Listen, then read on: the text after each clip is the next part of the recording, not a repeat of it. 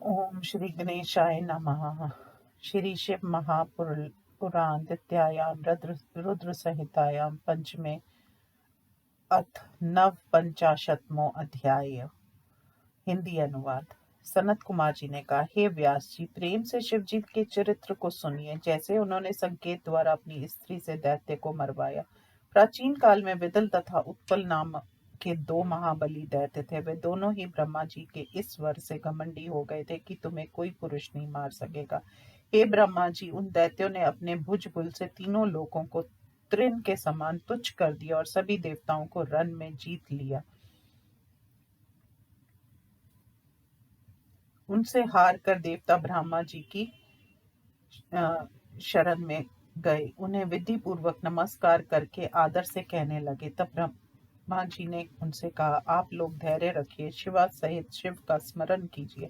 ये दोनों ही देवी के हाथों मारे जाएंगे। पार्वती सहित शिव जी शीघ्र ही सबका कल्याण करेंगे। सनत कुमार जी ने कहा, उन देवताओं से इतना कहकर ब्रह्मा जी शिव जी का स्मरण करके चुप हो गए। वे देवता भी प्रसन्न होकर अपने अपने धाम को चले गए। उसके बाद शिव जी की प्रेरणा से देव ऋषि ने उसके घर जाकर पार्वती के सौंदर्य का वर्णन किया। उनकी बात को सुनकर वे दोनों दैत्य माया से मोहित तथा कामना वासना से प्रेरित होकर देवी का अपहरण करने की इच्छा करने लगे। वे विचार करने लगे कि भाग्य के उदय होने से वह शिवा हमको कहाँ मिलेगी। एक समय शिव जी अपनी लीला से विहार करने लगे। पार्वती जी भी गेंद खेलने लगी। सखियों के साथ शिव जी के पास में ही सरलता से अपने अंगों को ऊपर नीचे करती हुई उसकी निश्वास की सुगंधी से भौरों से घिर गई। अपनी पूर्व भूमिका के अनुसार जिनके केश पास से माला गिर गई है, पसीने की बूंदों से जिसकी कपोलों की पत्र रचना धुल गई है, जिसकी कुर्ती से शरीर सौंदर्य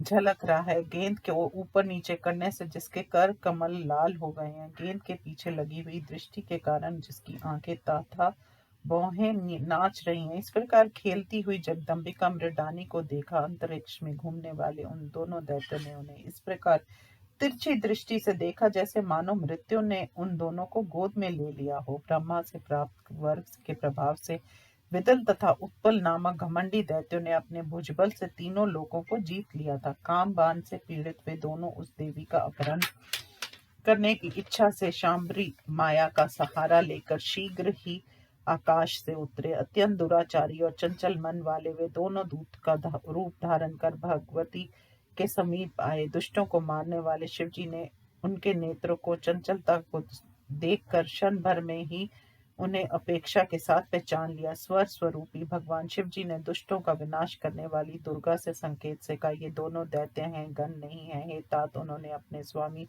महाकौतुकी परमेश्वर शिव जी की के उस संकेत को समझ लिया। उस नेत्र के संकेत को समझकर सर्वज्ञ शिव जी की अर्धाग्नि ने उसी गेंद से एक साथ दोनों को मारा। महाबली वे दोनों दुष्ट उस गेंद के प्रहार से चक्कर खाकर भूमि पर गिर पड़े। वे दोनों वैसे गिरे जैसे हवा के झोंके से पक्के ताड़ के फल अथवा वज्र के पहाड़ से सुमेरु पर्वत के दो शिखर अनुचित कार्य करने के लिए तत्पर उन दो महादैत्यों को मारकर वह गेंद लिंग रूप में बदल गई।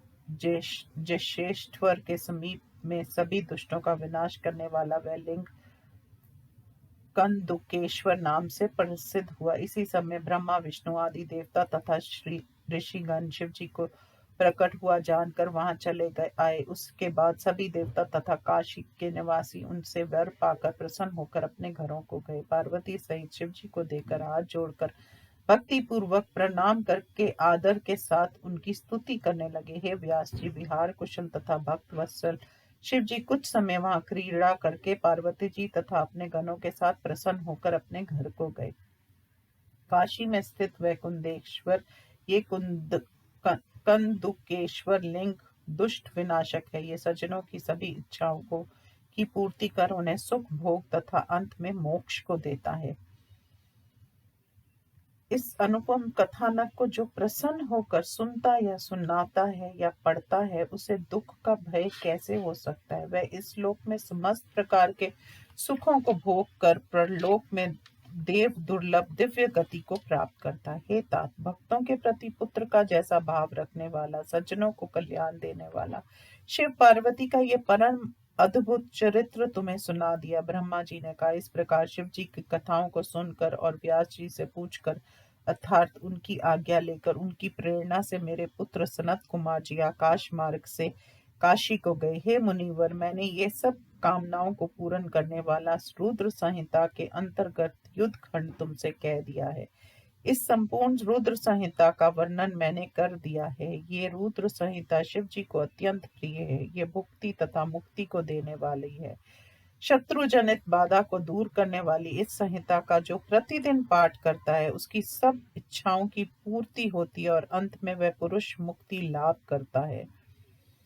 सूत जी ने कहा। इस प्रकार ब्रह्मा जी के पुत्र शिव भक्त नारद जी अपने पिताजी से शिव जी का सुयश तथा उनके 100 नामों को सुनकर सफल मनोरथ हुए। ब्रह्मा तथा नारद के संवाद द्वारा मैंने ये सभी देवताओं के प्रधान शिव जी का संपूर्ण कथानक सुना दिया है। अब तुम और क्या सुनना चाहते हो? इस प्रकार श्री शिव महापुराण में विद्लोत्पल दैत्यवध वर्णन नामक 59वां अध्याय समाप्त।